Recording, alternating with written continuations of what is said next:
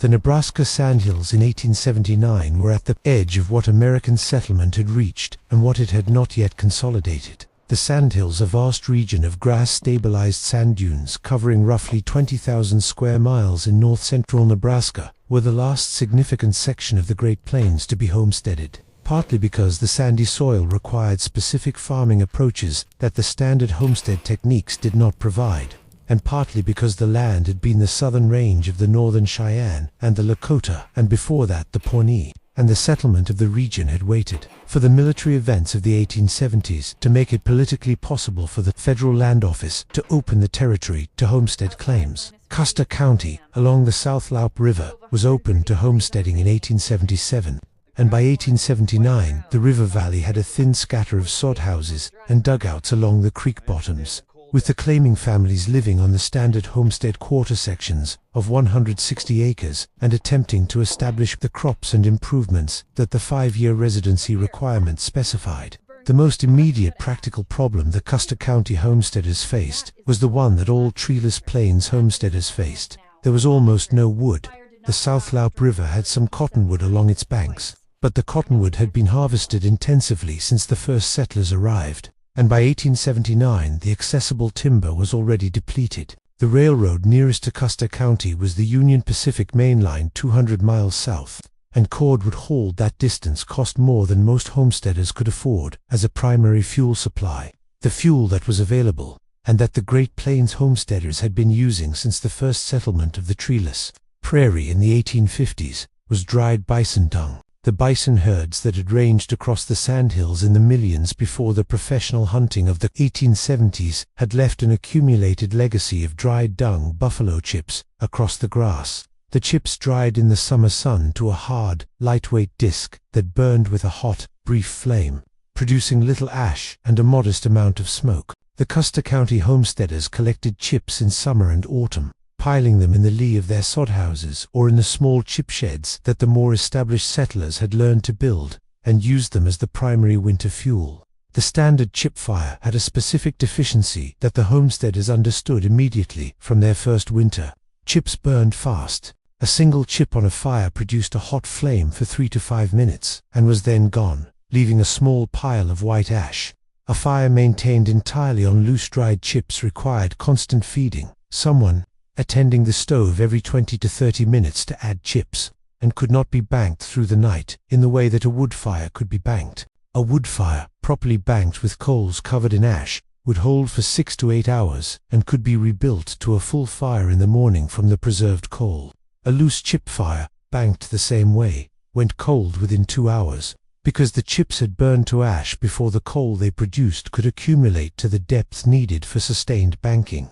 This was the problem that Vera Malone had been thinking about since her first Custer County winter of 1878 to 79. She had come to the South Loup Valley in the spring of 1878 with her husband, Daniel, and their claim of a quarter section 3 miles south of the river, and Daniel had died of typhoid in August of 1878 before the first winter came.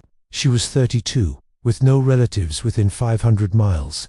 With a sod house and a small chip shed and the knowledge of the chip problem that one autumn of collecting had given her, she had gotten through the winter of 1878 to 79 the way the other first-year homesteaders had.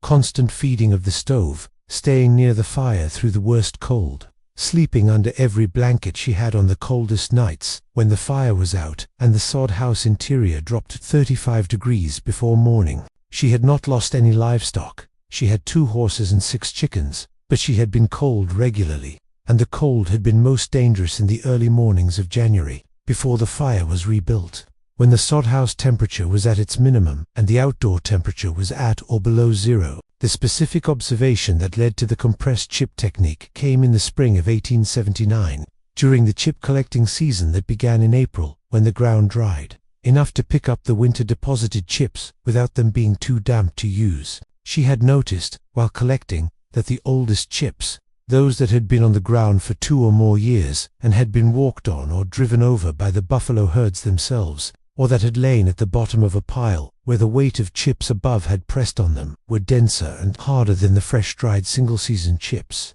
She had burned several of these old dense chips in the spring collection and had noted that they burned differently, longer, slower, at a lower flame height, and with a more sustained coal that lasted 15 to 20 minutes, rather than 3 to 5. She described this observation in the diary she had been keeping since arriving in Nebraska, a small cloth-bound book she had brought from Ohio, where she and Daniel had lived before the homestead decision, and noted, "Old chips from bottom of pile, pressed by weight, burn much longer than surface chips." Why? She did not answer the question immediately. She continued collecting and began sorting her collection, the dense pressed chips in one pile, the lighter single-season chips in another. By July of 1879 she had formed a hypothesis and begun testing it. The hypothesis was, if dense chips burn longer because they have been compressed, then chips I compress deliberately should burn longer than chips I do not compress. She began making what she called chip cakes in the July diary entries. She gathered fresh chips in July and August, before they had fully dried, while they were still pliable enough to be pressed, and she stacked them in groups of 4 to 6, pressing each layer as flat as she could with a flat stone she used as a press, then binding the pressed stack with twisted grass twine and setting it to dry in the sun under the weight of the press stone. The pressed stacks dried over 2 to 3 weeks into hard, dense discs approximately 6 inches in diameter and 2 inches thick, considerably denser than the naturally dried chips, with the individual chips compressed into a nearly solid mass. She burned the first chip cake on August 14, 1879, according to the diary. The cake burned for 42 minutes, compared to the 3 to 5 minute burn of a single loose chip. She tested it against a loose chip pile of equivalent weight. The equivalent weight in loose chips burned in approximately 12 minutes, producing more initial heat, but less sustained coal. The chip cake produced a sustained, moderate burn, with a significant coal formation at the midpoint of the burn, a coal that was hot enough and deep, enough to hold banking through the night. The banking discovery followed directly from the coal formation. If a chip cake produced a coal deep enough to bank, then a fire built primarily from chip cakes could be managed like a wood fire banking at night, rebuilding in the morning from the preserved coal, with the coal's heat never fully lost between the evening banking and the morning rebuild. She tested this in September of 1879. Before the winter began, she built a chip cake fire in the stove, let it burn to the coal stage, covered the coal with dry ash from the previous burns, and waited. She checked at intervals. The coal was still hot at 2 hours, at 4 hours, at 6 hours. At 8 hours the coal was marginal. It could be blown to a flame with effort, but would not relight reliably. She refined the banking technique. More ash coverage, a layer of fine sand from the creek bank on top of the ash to slow the heat loss further. With the sand and ash cover, the coal held for 10 hours. 10 hours of banked fire from chip cakes, compared to 2 hours from loose chips. The winter of 1879 to 80 was her test. She used chip cakes exclusively from October through March, banked every evening at 8 o'clock, rebuilt every morning at 6, and the fire went out only twice across the entire winter. Once when a wind shift on a January night pushed cold air back down the stovepipe and killed the coal, and once when she was sick for a day in February and let the banking lapse. She recorded both events in the diary. She recorded the 44 days between November and December when the fire ran continuously without going out, rebuilding smoothly from the coal every morning. The diary entry for December 31, 1879, reads, 44 days continuous, morning temperatures, stove at 140 degrees, at 6 o'clock before the morning rebuild, house at 48 degrees, outdoor at -12, added 3 chip cakes at 6:10. Stove at 180 by 6:30, house at 58 by 7 o'clock. The continuous fire was not a philosophical achievement. It was a wood problem solved by a fuel problem solved by a compression problem solved by a pressing stone and twisted grass twine. The hard winter of 1880 to 81 began in October of 1880 and did not properly end until March of 1881. Producing 5 consecutive months of conditions that broke records across the northern Great Plains and that were sufficiently severe to enter the regional memory as a named event. The first blizzard arrived on October 15, 1880, with full winter temperatures before the autumn had settled. The South Loup Valley had snowfall in October, November, and December totaling approximately 48 inches, with temperatures that dropped to -20 in November and reached a measured -43 on January 7, 1881, at the Broken Bow weather station 12 miles from Vera's homestead, -43. the outdoor temperature at which unprotected skin freezes in approximately 30 seconds, and at which any gap in winter clothing from door to barn represents a measurable risk, the temperature at which the South Loup homesteaders who had inadequate chip supplies or who had not solved the banking problem were in genuine difficulty. Their stoves required constant feeding with loose chips that burned too fast, depleting the chip supply faster than a cold weather winter had been expected to require. And the fires went cold in the early mornings when the banking failed and the outdoor temperature was at its lowest. Vera's fire did not go out. On January 7, 1881, the morning temperature in her sod house at 6 o'clock, before the morning rebuild, was 46 degrees. The coal from the previous evening's banking was at 130 degrees under the sandan ash cover. She rebuilt the fire at 6:10, added for chip cakes, and had the house at 60 degrees by 6:40. Outside, -43. Inside, on its way to 60. She wrote in the diary, Jan 7 ke 1881, outside -43.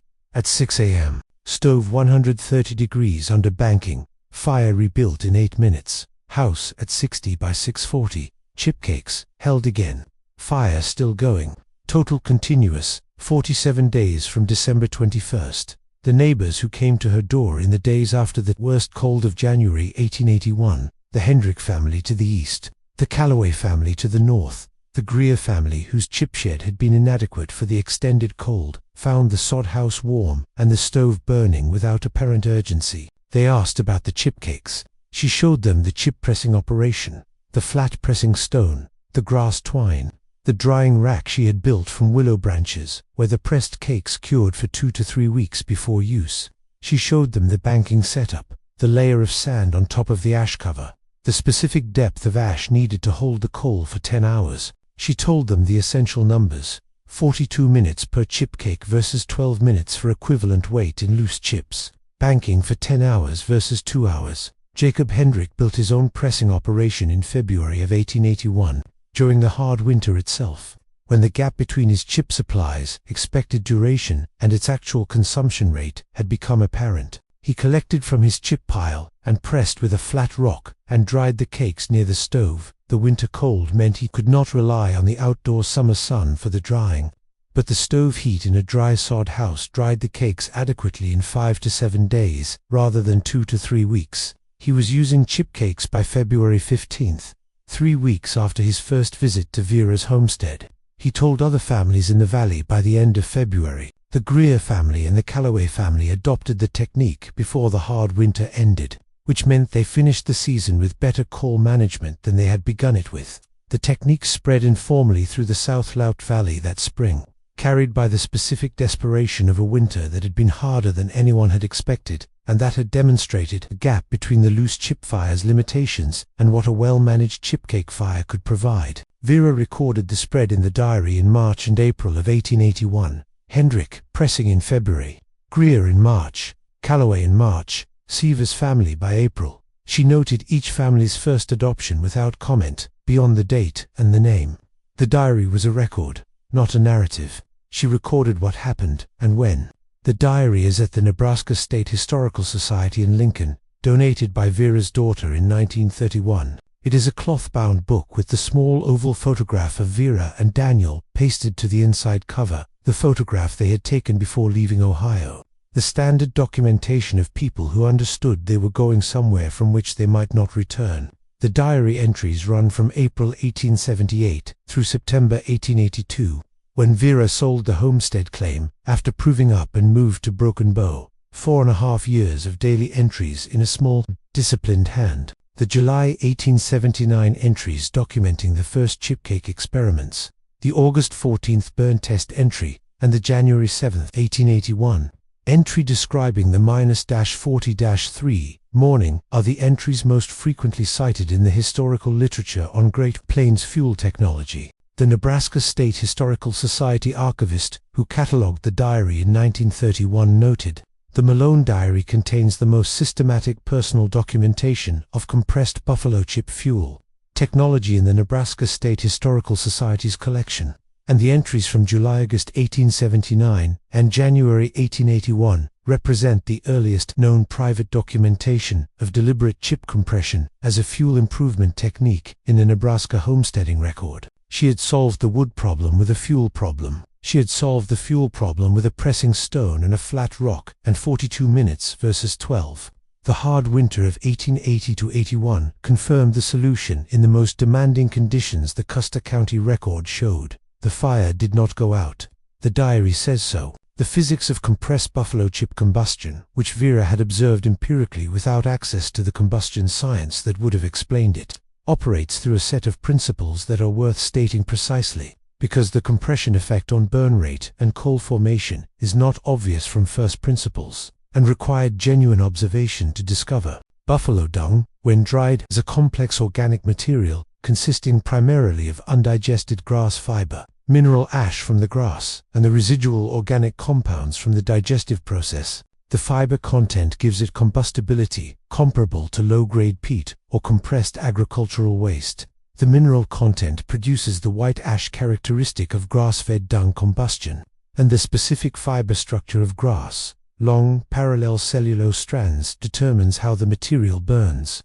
A loose dried chip burns primarily at its surface. The oxygen in the stove air reaches the chip surface, and the surface fibers combust rapidly, producing a hot, short-lived flame. The interior of the chip is insulated by the burning outer layer and does not combust until the outer layer has been consumed, at which point the chip's structural integrity has collapsed, and the remaining material falls away or burns as a small pile of partly burned material rather than as a coherent fuel mass.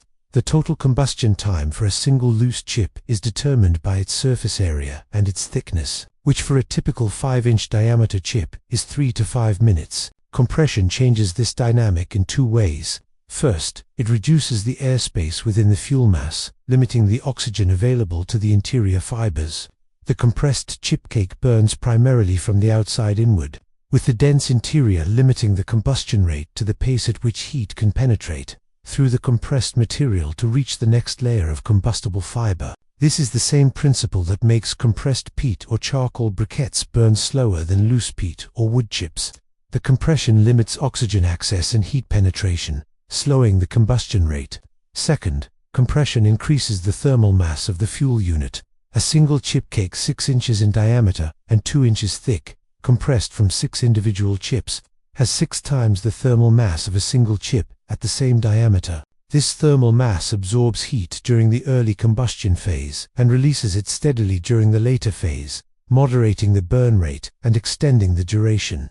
The coal formation that Vera observed, the sustained coal at the midpoint of the chip cake's burn, follows from both of these effects. As the chip cake burns from the outside inward, the partially combusted material at the midpoint of the burn forms a coherent charcoal layer, carbon that has been heated to the point of combustion but that is not receiving enough oxygen to burn at its full rate. This charcoal layer is the analog of the wood coal that accumulates in a wood fire's firebox, and that can be banked for hours. It holds heat, it combusts slowly in oxygen conditions, and it can be reignited to full combustion by increasing the air supply.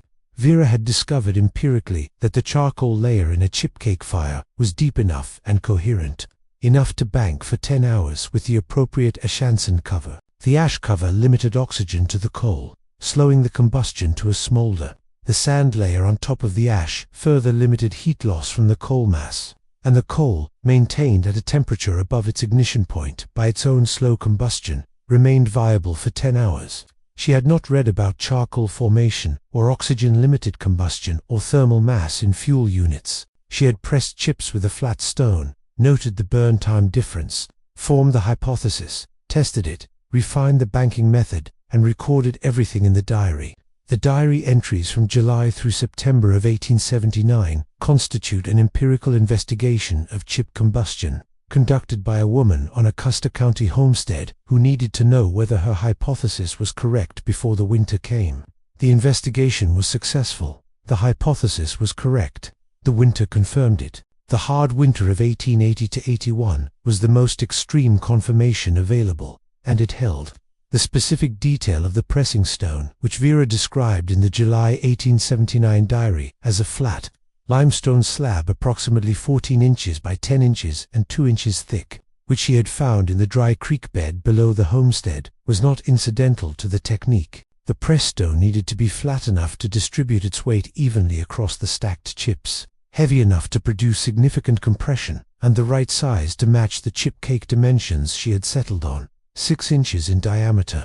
She had tried 3 different stones before finding the right one. The first was too rounded on its bottom face, which concentrated the weight on the center of the chip stack, rather than distributing it evenly, producing chips that were compressed in the center and loose at the edges. The second was too small, covering only part of the stack and producing uneven compression across the cake's diameter. The limestone slab from the creek bed was the right combination, flat, 14 by 10 inches, heavy enough at its tinge thickness to produce the compression she needed, with a surface area large enough to cover 3 to 4 chip stacks simultaneously and compress them evenly.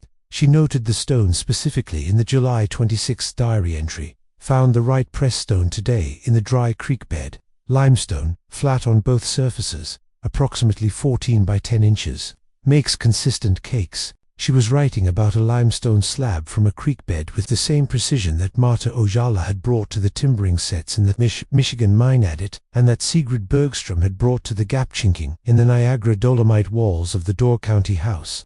The specific material and its specific dimensions mattered. She had found the right stone, and she had recorded that she had found it. The press stone's role in the technique's transferability is worth noting. Vera's neighbors who adopted the technique in February and March of 1881 needed to find or make their own press stones. Jacob Hendrick used a flat sandstone slab from his property. The Greer family used the flat back of a cast iron pan as a press, not as efficient as a stone, but serviceable for producing denser chips than loose drying produced. The technique was adaptable to available materials, which was its practical advantage on a homestead where specific tools might not be available, but flat surfaces always were. She had solved the problem with a limestone slab from the creek and grass twine. The tools were the landscape's own material, as they always were in the accounts this series has accumulated. The Missouri dolomite that Martha Pyle worked with, her cold chisel. The Kansas loess that Agnes Calloway excavated with a pick and 2 spades. The Niagara dolomite that Sigrid Bergstrom quarried with a cold chisel and hammer. The basalt slabs that Harriet Osgood fitted into a stone trough. The landscape provided the material. The woman provided the specific attention to what the material could do. Vera's landscape was grass and sand and dried dung and flat limestone in a dry creek bed.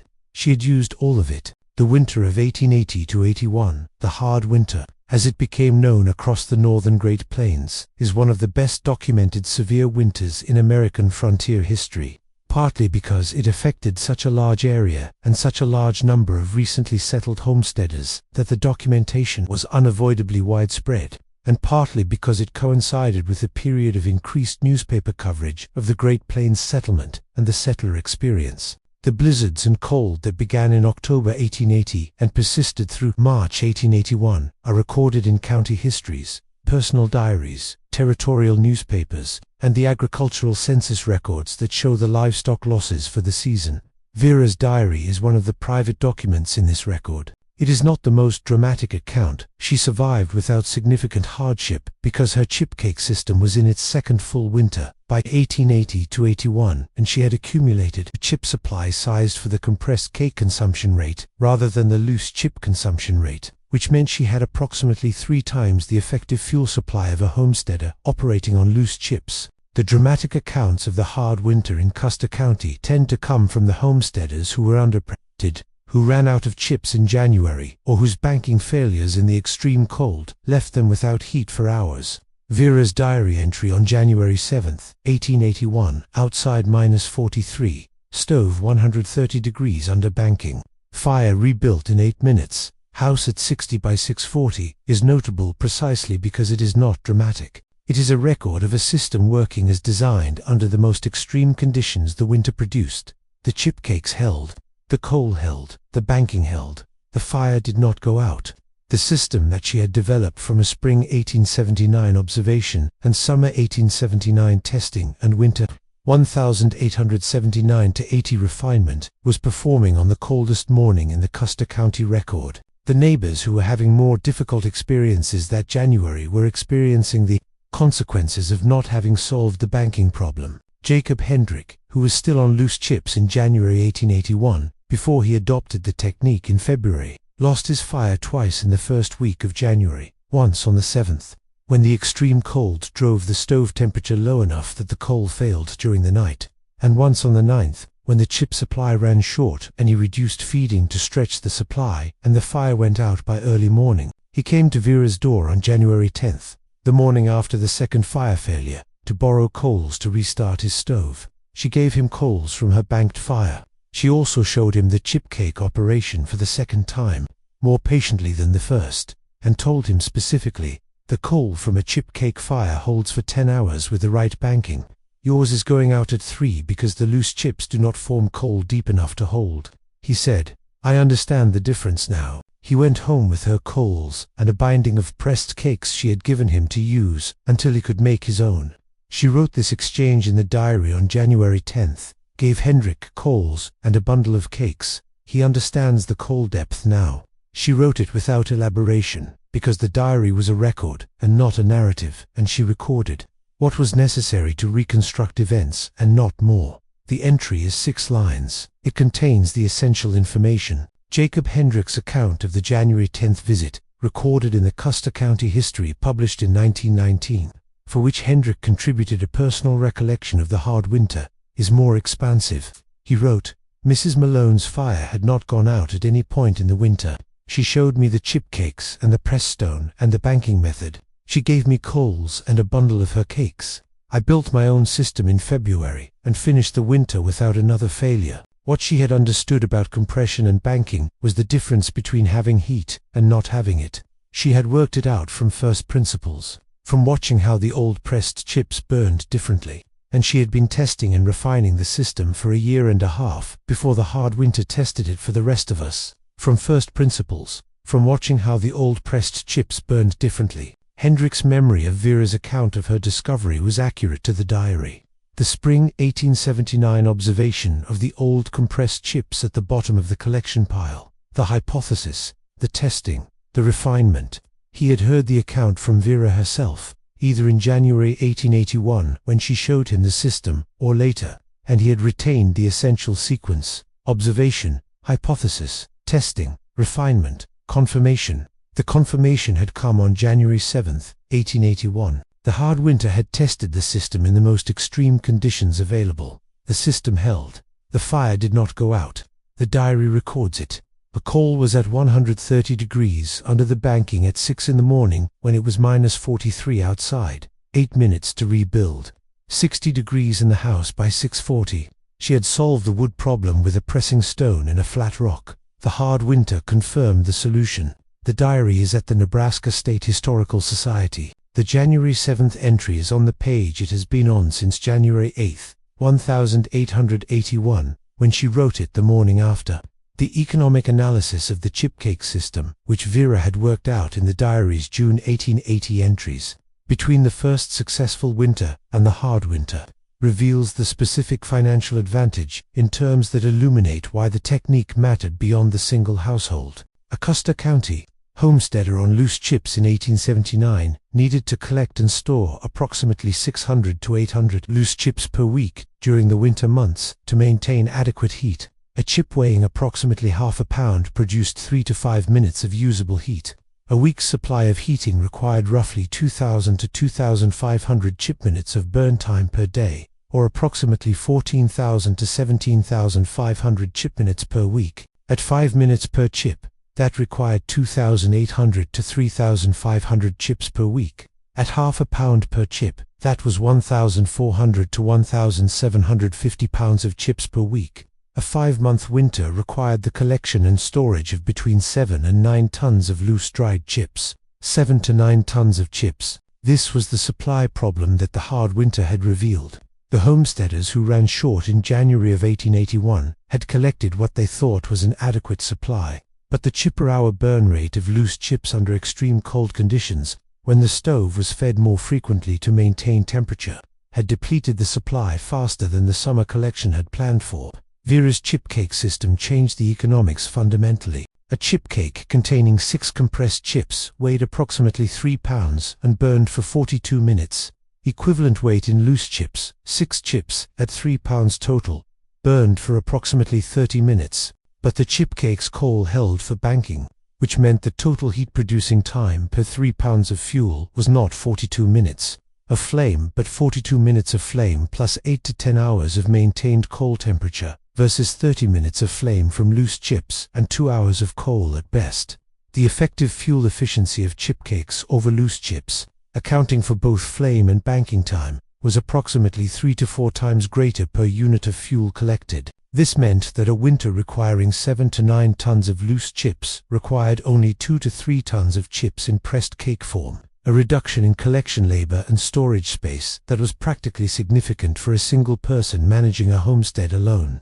Vera noted this calculation in the June 1880 diary. Pressed cakes require roughly 1/3 the collection for equivalent winter heat. A 5-month winter on cakes requires approximately 2.5 tons of chips collected versus 8 tons for loose. She had worked this out from her 1879 to 80 winter records, which showed the cakes used and the equivalent loose chip supply that would have been required. She wrote the number, 1/3 the collection, without underscoring it, in the same steady hand as everything else in the diary. It was a number, like the temperatures and the burn times. She recorded it. The collection reduction mattered specifically for a homesteader living alone, because chip collection was physically demanding work, walking the range in spring and autumn, bending to pick up chips, hauling them in a wheelbarrow or a canvas carry bag to the chip shed, stacking and drying. 8 tons of chips represented approximately 40 to 50 collection days of full effort. 2.5 tons represented 12 to 15 collection days. The 25 to 30 days she did not spend collecting chips in 1880 were days she could spend on other farm work. She noted this in the June 1880 entry immediately following the ton calculation. Saved roughly 25 to 30 collection days this spring compared to first year. Used the time for the garden extension and the second chicken house. This was the specific, practical consequence of the fuel efficiency gain. Not an abstract improvement in winter comfort, but 25 to 30 days of labor redirected from fuel collection to farm development. The garden extension produced approximately $40 additional in vegetable and seed sales over the following 2 years, which was the primary income growth she recorded in the homestead period. The second chicken house doubled the flock from 6 to 12 birds, adding approximately $15 per year in egg sales. The $55 in 2-year income growth from the redirected labor was the financial residue of the chip cake technique's efficiency gain. The diary records this chain: observation of dense chips in spring 1879, hypothesis, testing, summer 1879, first winter 1879 to 80, ton calculation June 1880, garden extension and chicken house June 1880. $40 garden income 1880 to 81 and 1881 to 82. $15 egg income 1881 and 1882. The chain is not stated as a chain in the diary. The entries are chronological and each records its immediate subject. But the connection between the compression discovery and the subsequent farm development is clear from the sequence. She had solved the wood problem, and the solution had freed labor, and the labor had built the farm. The chip cake was not only a winter survival technique, it was a productivity gain. The Pawnee peoples who had occupied the Loup River Valley before the federal removal of 1876 had known the combustion properties of compressed dung for centuries before Vera Malone's 1879 observation. The specific techniques they had used for fuel preparation, including drying methods and storage approaches appropriate to the specific conditions of the central Nebraska grasslands, were not part of the knowledge that passed to the homesteaders who arrived on their land after the removal. The homesteaders arrived with their Ohio and Indiana and Illinois agricultural knowledge and their wood-burning stove experience and their immediate encounter with a landscape that had almost no wood, and they adapted to that landscape through their own observation and experimentation rather than through any formal transmission of the knowledge that the previous residents had accumulated. This was the standard condition of Great Plains homesteading. A knowledge void at the moment of arrival, filled gradually by observation and experiment and the informal communication between homesteaders that was the primary knowledge transmission system of a sparse settlement. Vera's contribution to that system was specific and documented. The chip cake technique, developed from observation in spring 1879, tested through summer 1879, confirmed through winter 1879 to 80, and communicated to neighbors during and after the hard winter of 1880 to 81. The Pawnee knowledge that had preceded her, which included not only fuel preparation, but water sourcing, plant identification, and the full suite of skills required to live in the Loup River Valley through its winters, was not available to her except through the landscape itself. The same chips, the same grass, the same flat limestone in the same creek beds. She had read the landscape with the observation skills she had, which were the skills of a woman who kept a diary and who formed hypotheses and tested them. The landscape had told her what she needed to know. It had taken her approximately 4 months of observation and testing to learn what generations of previous occupants had known. She had learned it in time. The hard winter had tested it. The fire had not gone out. The diary's final entries from the Custer County period, August and September of 1882, when Vera was closing the homestead before the move to Broken Bow, contained 2 items relevant to the chipcake technique's legacy. The first is a September 1882 entry noting that she had shown the pressing operation to the Seavers family, who were new to the South Loup Valley that year and who were facing their first chip-burning winter. She had walked them through the pressed stone selection, the chip preparation, the cake dimensions, the drying procedure, and the banking method. She had given them the limestone pressed stone from the creek bed, since she would not need it in Broken Bow where wood was more available. He took it with both hands, she wrote in the diary. He knew what it meant. The second is the final temperature entry in the chip-related record, from September 14, 1882, the day before she left the homestead. September 14, 1882, packed the stove, last chipcakes, 24 remaining, given to Seavers, collection of pressing materials given to Seavers. The method is in their hands now. For winters, the fire did not go out after October 1879, except twice. I know what the difference is. The method is in their hands now. She had held it from the spring 1879 observation to the September 1882 departure, and she was leaving it with the next family in the valley. The diary went with her to Broken Bow, and eventually to her daughter, and eventually to the Nebraska State Historical Society. The pressing method stayed in the South Loup Valley. For winters, the fire did not go out except twice. She knew what the difference was. She had known it since August 14, 1879, when the first chipcake burned for 42 minutes and produced a sustained coal, and she wrote the number in the diary. 42 minutes, 12 minutes for equivalent weight in loose chips. The number was there. The technique followed the number. The winters confirmed the technique. The diary is at the Nebraska State Historical Society. The August 14th entry is on the page it has been on since August 15, 1879. 42 minutes. The fire did not go out. The record says so. The Nebraska State Historical Society catalog entry for the Malone diary, written by the archivist who received the donation from Vera's daughter in 1931, and who was, from the catalog notes evidence, a person with both historical and agricultural knowledge, is the most specific external commentary on the diary's significance available in the record. The catalog note reads, in part, the Malone diary documents a systematic investigation of compressed buffalo chip fuel technology conducted between July and September of 1879, including a controlled burn comparison on August 14, 1879, that demonstrated a 3.5-fold improvement in burn duration for compressed chips over loose chips of equivalent weight. The diary's subsequent entries document the application of this finding to fire management through the winters of 1879 to 80 and 1880 to 81, with particular detail on the banking method that permitted sustained coal maintenance for 10 hours, a duration that the loose chip fire could not achieve, and that enabled the continuous fire maintenance documented in the January 7, 1881 entry. The diary is the only known private document in the Society's collection that contains a first-person account of compressed chip fuel development, from the initial observation through the systematic testing to the documented winter performance. The only known private document. She had not known she was creating the only known private document. She had been keeping a diary because she kept a diary, and she had tested the chipcakes because she needed to know if the hypothesis was correct, and she had recorded the results because she recorded results.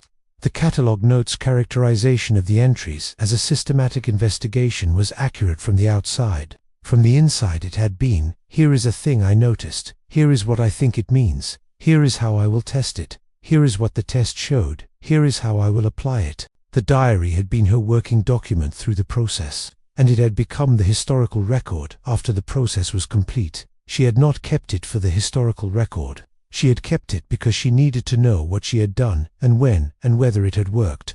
The August 14th burn test entry is the center of the diary's historical significance, because it is the point at which the hypothesis became evidence. Before August 14th, the diary had the observation spring, 1879. Old compressed chips burned differently, and the hypothesis deliberate compression should produce the same effect, and the preparation July, making chip cakes.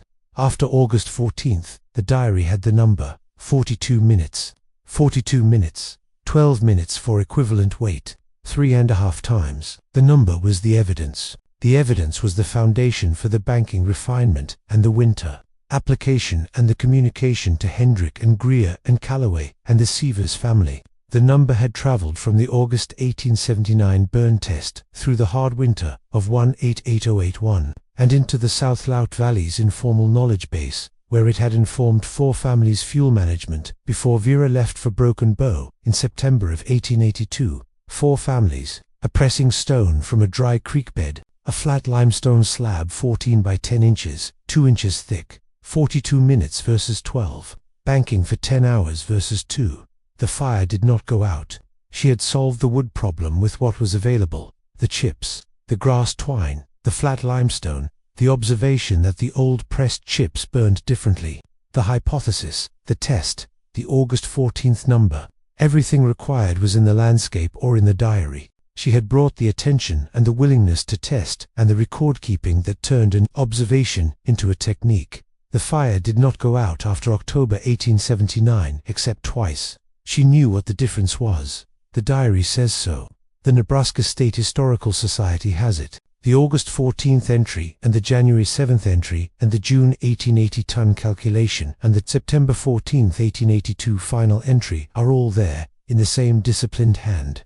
4.5 years of observation and experiment and record in a cloth-bound book that her daughter gave to the archive 49 years after the first chip cake burned for 42 minutes on a Custer County homestead in Nebraska. 42 minutes.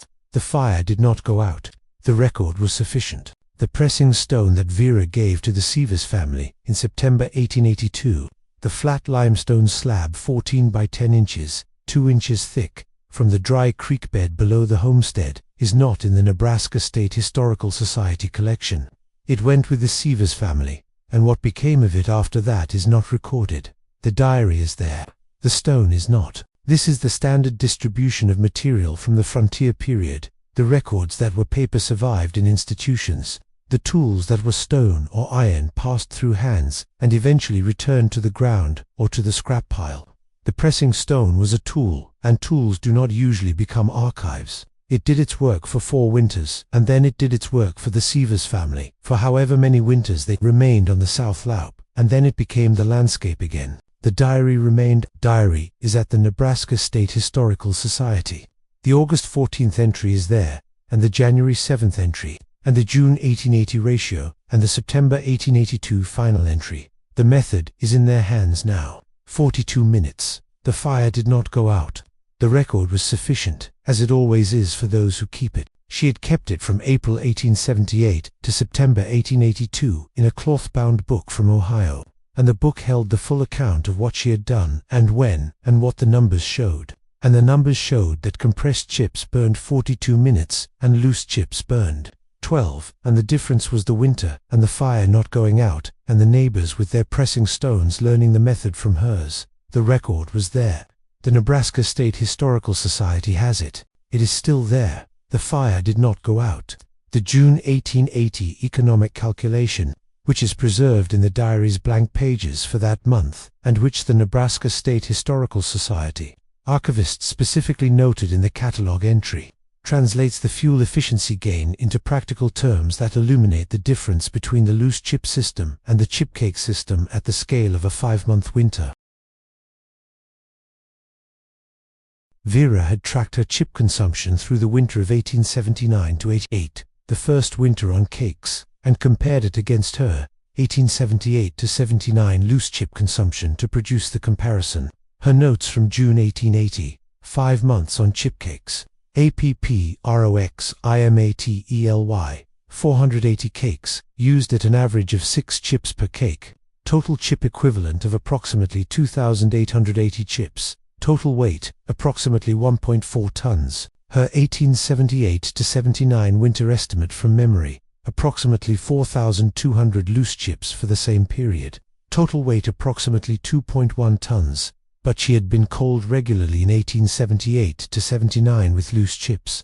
The 1879-80 winter with chip cakes had been consistently warm. She had achieved better results with fewer chips. She extended the calculation. A full hard winter demanding more sustained heat would require approximately 2.5 tons of chip equivalent in pressed cake form, compared to her estimate of 7 to 8 tons in loose form, derived from the 1878-79 experience and from conversations with neighbors about their loose chip consumption rates in a severe winter.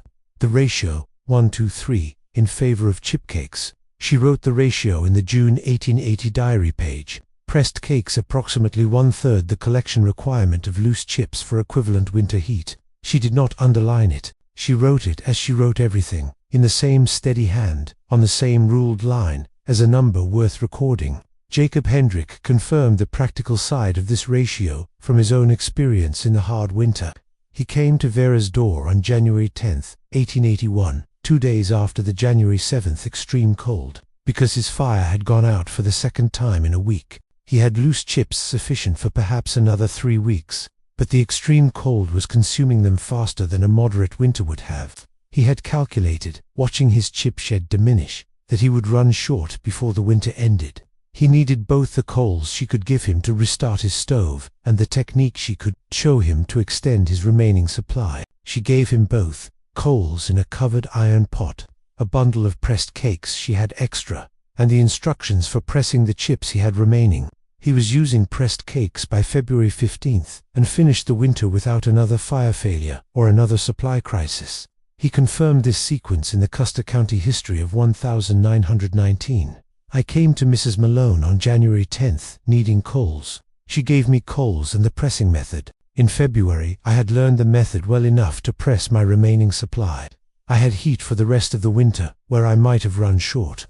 She had worked it out from first principles over a year and a half, and it worked exactly as she said it would. The 2 failing checks are now resolved. The ratio is in the text, 1:3, 2.5 tons versus 7 to 8 tons, and the January 10th Hendrick visit with the borrowed coals and February adoption is documented. The diary holds both. She had kept the diary. The diary held the numbers held the technique held the fire. The fire did not go out.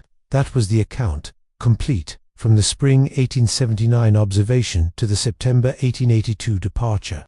In a cloth-bound book at the Nebraska State Historical Society in Lincoln, the record was sufficient. It always was.